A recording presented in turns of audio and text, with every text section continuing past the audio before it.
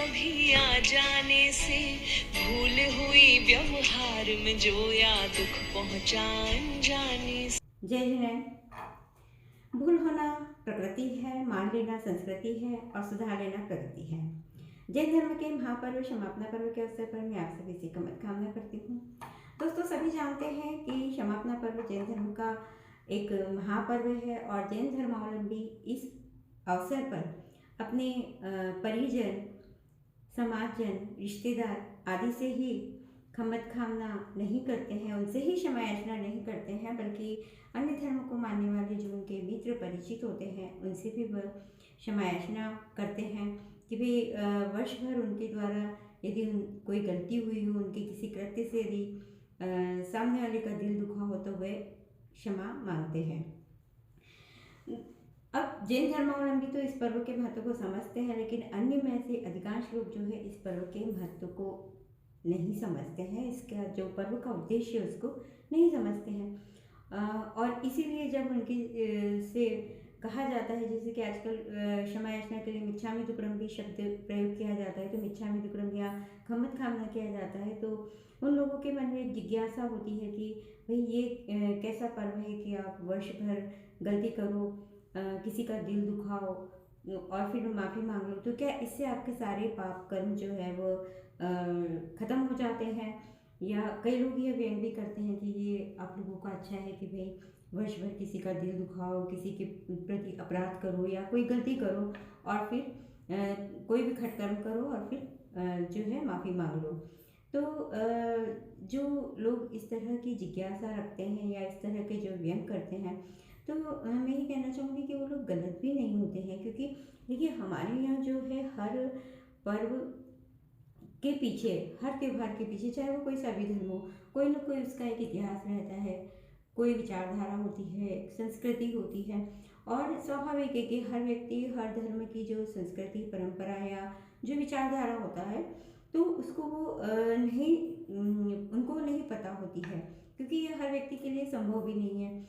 तो उनका ये सोचना या इस तरह की जिज्ञासा रखना स्वाभाविक है। यदि मैं वैसे तो इस पर्व का जो महत्व है वो बहुत विस्तृत रूप से हमारे जो साधु संत होते हैं वो बताते हैं शास्त्रों में, लेकिन यदि सरल शब्दों में संक्षिप्त में मैं इसका महत्व बताना चाहूँ तो मैं ये बताती हूँ कि भाई जो है जैन धर्म के इस महापर्व को समझने के पहले, क्षमापना पर्व को समझने के पहले पर्युषण पर्व को समझना होगा। और पर्युषण पर्व क्या है? देखिए हमारे यहाँ जो है चातुर्मास को सभी धर्मों में श्रेष्ठ माना गया है, और चातुर्मास जो है देव उठनी जो देव शयनी जो एकादशी होती है उस दिन से प्रारंभ होता है, और देव उठनी जो एकादशी होती है उस दिन ये चातुर्मास समाप्त होते हैं। मतलब जो 4 माह होते हैं इसके बीच में, तो उन समय पर चातुर्मास कहते हैं।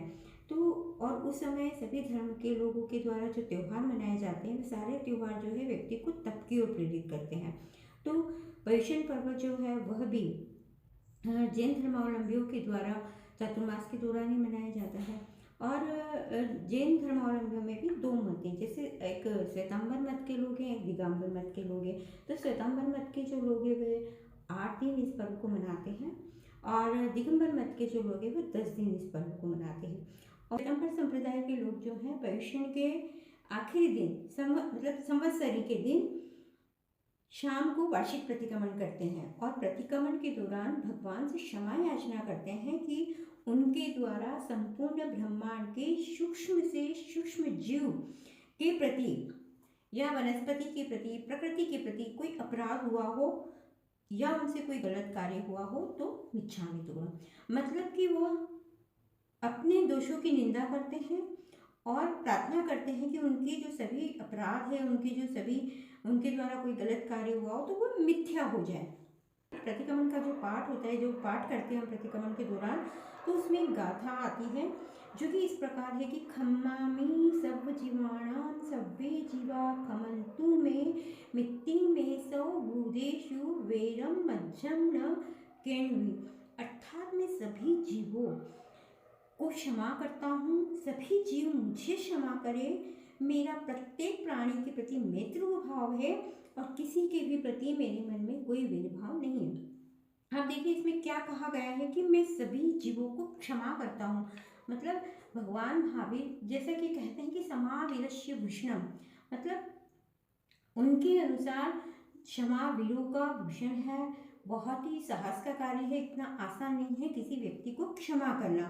तो क्षमा के माध्यम से अपने मन की जो उलझी हुई ग्रंथियां होती है उनको सुलझाना और अपने भीतर की जो राग द्वेष की गांठें होती है उसके खोलने का कार्य हम क्षमा जो है याचना करते हैं उसके माध्यम से करते हैं। देखिए इस अवसर पर हम एक शब्द का प्रयोग करते हैं, खमत खामना। जैसा कि मैंने वीडियो के प्रारंभ में आपसे कहा कि मैं आप सभी से खमत खामना करती हूँ। तो अब इस खमत खामना का आशय क्या है, क्या मतलब है इसका? तो इस शब्द का मतलब ये है कि जैसे मैं आपको कह रही हूँ कि खमत खामना, तो इसका यह अर्थ हुआ कि मेरे द्वारा आपके प्रति जानते अजानते कोई गलती हुई हो या मेरे किसी कृत्य से, शब्द से, भाव से आपके दिल को कोई ठेस पहुंची हो, तो आप मुझे माफ़ करें और फिर मैं भी आपको माफ़ कर दूँ। इसका एक आशय ये भी है कि यदि किसी ने मेरा दिल दुखाया है, मेरे हृदय को कोई ठेस पहुंचाई है और उसने मुझसे माफ़ी नहीं मांगी है, तब भी मैं उसको माफ़ करती हूँ। मतलब मैं अपने मन की जो ग्रंथियाँ हैं उसको मैं खोल रही हूँ और अपने मन में जो राग द्वेष की भावना यदि किसी के प्रति है तो मैं उसको दूर कर रही हूँ। जैन धर्म के साधु साध्वी हुए या प्रबुद्ध विद्वजन हैं, तो उन लोगों का यह भी कहना होता है कि व्यक्ति को दूसरों को क्षमा करने से पहले, दूसरों से क्षमा मांगने से पहले अपने खुद से भी क्षमा मांगनी चाहिए, अपने खुद को भी माफ़ करना चाहिए। क्योंकि क्या होता है कि कई गलती होना मनुष्य का स्वभाव है ना? गलती तो होती है उससे और स्वाभाविक है। तो कई गलतियाँ जो है व्यक्ति अनजाने में करता है, कई गलतियाँ परिस्थितियों के वशीभूत होकर करता है। परिस्थितियाँ कुछ ऐसी आ जाती है कि व्यक्ति को गलत कार्य करने ही पड़ते हैं और कुछ वो अनजाने में करता है, अज्ञानतावश करता है, गलतफहमी में करता है। उसे समझ ही नहीं आता है कि वो जो कार्य कर रहा है उससे किसी अन्य व्यक्ति के दिल को ठेस पहुँच रही है।